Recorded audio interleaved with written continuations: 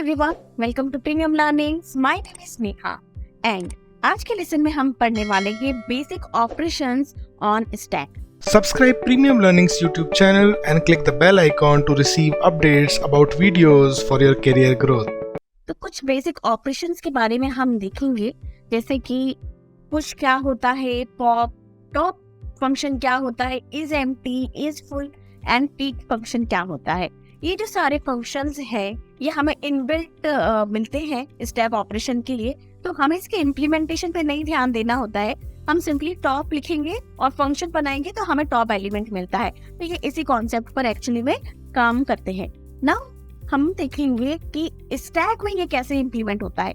Suppose मैंने एक stack लिया यहाँ पर और स्टैक में जैसे ही हम लेते हैं और हमारा जो स्टैक एम्प्टी रहता है तो उसका जो टॉप वैल्यू होता है वो -1 होता है। और यदि मैं इसमें कुछ एलिमेंट इंसर्ट करूँ, लाइक 2 मैंने इसमें इंसर्ट किया तो मेरा एक एलिमेंट इसके अंदर स्टैक के अंदर इंसर्ट हो जाएगा और टॉप जो है इट गेट्स इंक्रीमेंटेड बाय 1, तो ये मेरा 0 हो जाएगा। तो सिमिलरली जैसे ही मैं ऐड करती जाऊंगी एलिमेंट्स, मेरा टॉप भी इंक्रीमेंट होता जाएगा। सपोज मैंने एक ऑपरेशन किया इसमें फिर से पुश का 3, तो यहाँ मेरा 3 ऐड होगा। और कुछ पुश ऑपरेशंस में लगा लेती हूँ इसमें 5 और, तो ये 5 हो गया। नाउ सपोज मैंने एक ऑपरेशन लगाया इसमें पॉप का, तो आपको पता है क्या कौन सा एलिमेंट डिलीट होगा, 2 होगा या 5 होगा? ऑफ कोर्स 5 मेरा डिलीट होगा। क्यों होगा? क्योंकि मेरा स्टैक जो है लास्ट इन फर्स्ट आउट पर काम करता है। 5 जो मेरा एलिमेंट है वो लास्ट में इन हुआ था, है ना? और यदि वो लास्ट में इन हुआ है तो वही एलिमेंट मेरा फर्स्ट में आउट भी होगा। तो मैं पॉप करूंगी तो 5 मेरा डिलीट हो जाएगा। और सपोज मैंने कुछ और एलिमेंट को ऐड किया इसमें, एलिमेंट्स को लाइक 8 और 10 को, यहाँ ऐड हो जाएगा एंड देन 10 हो जाएगा। नाउ एक हम फंक्शन यूज करते हैं टॉप का। यदि मैंने टॉप लगाया तो जो मेरा टॉप मोस्ट एलिमेंट है स्टैक का वो यहाँ पर फैच होके आएगा। और यदि मैंने यहाँ पर लगाया है इज एम्प्टी फंक्शन, तो क्या होगा, चेक करेगा कि मेरा स्टैक एम्प्टी तो नहीं है।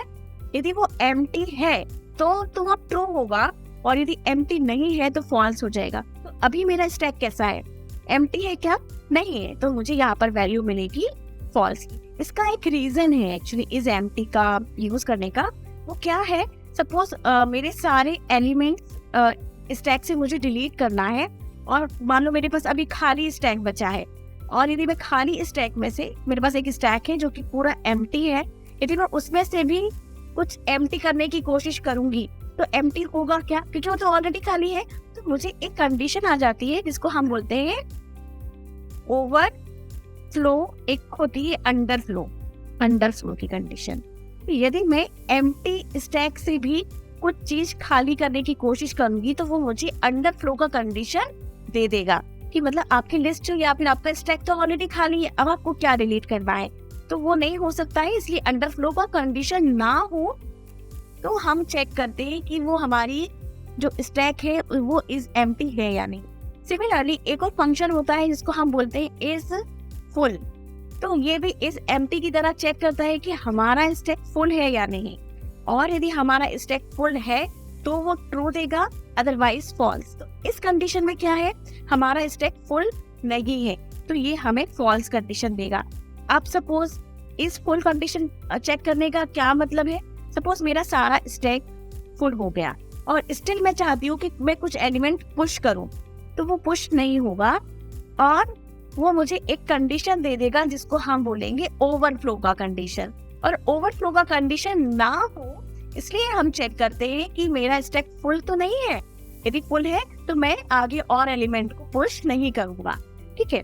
नाउ एक कंडीशन हम देखते हैं पीक का।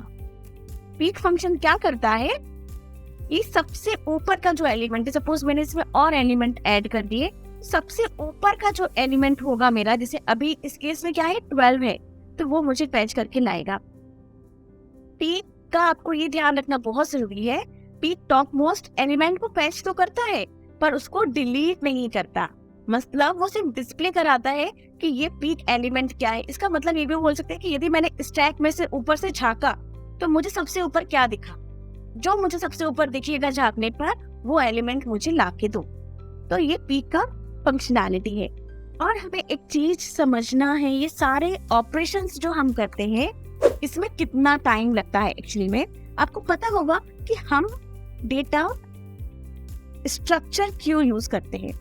हम डेटा स्ट्रक्चर का यूज करते हैं ताकि हमारा डेटा ऑर्गेनाइज रहे और हम जब उसको एक्सेस करें डेटा को तो उसकी टाइम कॉम्प्लेक्सिटी ज्यादा नहीं होना चाहिए, मतलब जो टाइम हो एक्सेसिंग वो कम हो जाए।